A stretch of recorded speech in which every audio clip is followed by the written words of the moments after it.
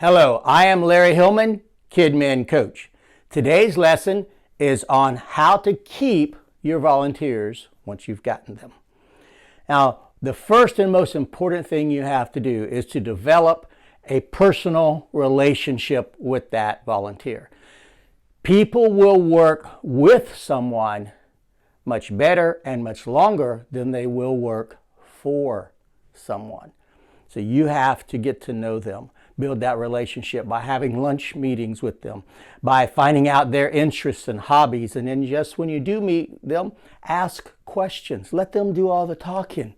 Keep asking questions about them, and they'll leave thinking that was the greatest meeting ever because they got to talk about themselves.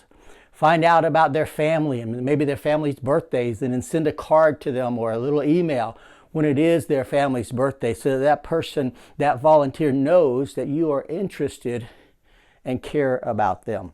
And then let them know that you see a lot in them. You see great potential in them. In fact, you may even see more in them than they see in themselves.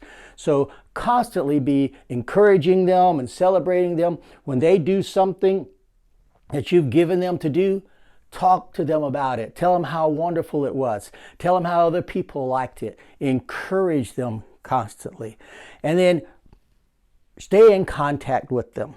All right? Have scheduled meetings, whether it be in person or on Zoom, or contact them by email, by phone call. Constantly be in contact with them, sharing about the ministry and encouraging them. When you have a planning meeting for the next quarter or the next year, include them in that planning meeting. Get their ideas. Get them to buy in to what you're doing, because they're invested in that. They're much more likely to want to see that come to pass if they've had a part in building and shaping it. Share your calendar with them, upcoming events and things that are happening with them. And then tell them why you're doing what you're doing.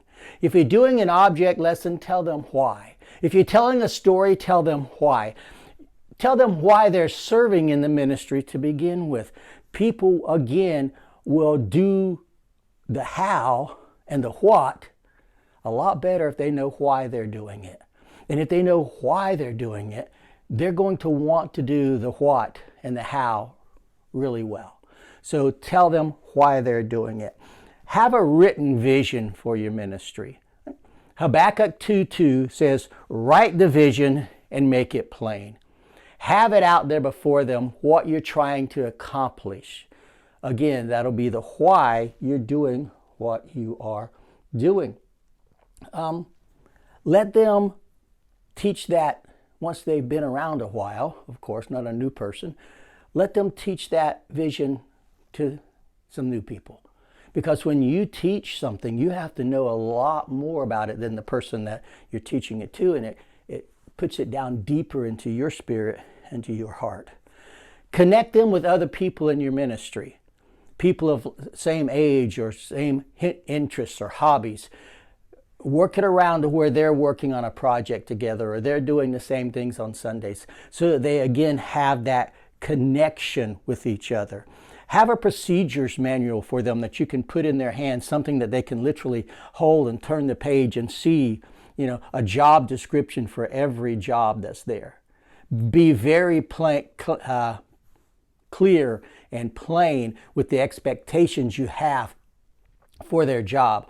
What time you want them to be there, where you want them to be, what you want them to be doing. Have it written down so that they know that. And then also have a clearly defined beginning time of volunteering and an ending time. And by that I mean, you're going to start working with, somebody volunteers to start working with you in your ministry.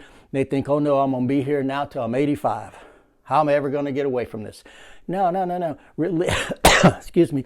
Relieve that stress by saying, I want you to start on this date. You're going to work 1 quarter, 3 months until here. At the end of that 3 months, if you don't want to work with me anymore, fine. But if you do, we'll continue. And then over that 3 months, you do these things we're talking about here. And you, of course, hopefully will encourage them to continue to want to work in your ministry. when you train them at the beginning, go over your procedures manual. Go over the jobs that you have. Put them in a place that will make them feel comfortable, a place where they can succeed. Not everyone needs to be on the stage teaching. Not everyone wants to be up there, and that's the number one fear in America is public speaking. So when people see what you're doing up there on the platform, they think, oh no, if I work with you, you want me up there. No, tell them, look, there are all these other jobs right here you can do, and you'll never be on the platform, at least unless you want to be. And then we can train you to do that. But show them there are other jobs. And then have what I call take 5. Take 5 minutes on a Sunday morning before the service, and you or one of your master teachers, master volunteers, show that person around your ministry area.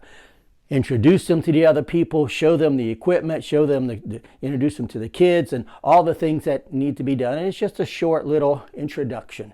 And then the first time you have them scheduled on the schedule, make it what I call OJT, on-job training, where they just shadow another worker and follow them around and see what that person does, so that they learn what's going on before they just kind of get tossed in there. If you have someone that's very experienced, you might want to assign that new person to someone who's experienced so they can ask questions and talk to them. It may be you if you're in a small church, or if you don't have anyone at that time, that's fine, but assign them someone that they can reach out to, ask questions. Have a training video where you do a lot of the teaching right there on the video. They can download that video onto their own computer, or they can go to the church website and click on it and see it. So if they ever have any questions, it'll be right there before them.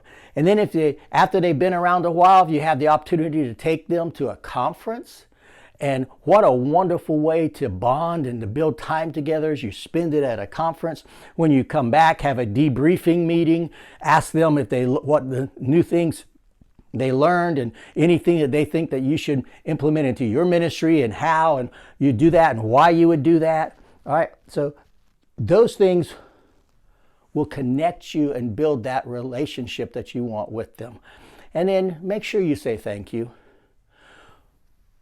When your team does something like a great Christmas service or an Easter service or some other event at your church, celebrate it. Bring in some food or ice cream or cake or something, or invite everybody over to your house and celebrate that big event. People do what others celebrate. But say thank you also individually. There's no greater way to build that relationship than to do it individually. Don't do, it's really good to do it, recognize the whole team or recognize the whole group, but go to that individual. Say thank you. Recognize them on Facebook. Recognize them at a meeting or from the pulpit or on the bulletin board. Get personal with as you celebrate and recognize what people do. Right? And then finally, pray for them. Regularly lift them up before the Lord.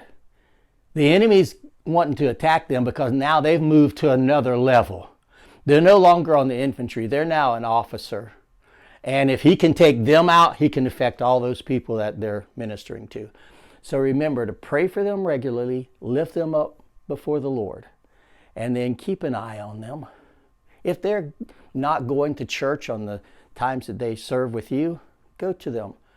Encourage them to go to church, not just come and serve, because they also need to be fed so that they can grow and continue to love and serve the Lord. All right, as I said, Larry Hillman, KidMen Coach, LarryHillmanMinistries.com, or email LarryHillman@yahoo.com. God bless you. See you next time.